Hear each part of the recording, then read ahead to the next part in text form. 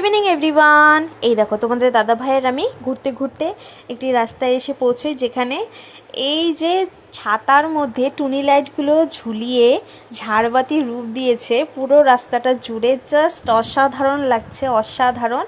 সেজন্য বসে না থাকতে পারে তোমাদের জন্য একটি ছোট্ট ক্লিপ তুলে নিলাম, যে পরে তোমাদেরকে অবশ্যই শেয়ার করে দেবো। কারা কারা চিনতে পারছো অবশ্যই জানিও।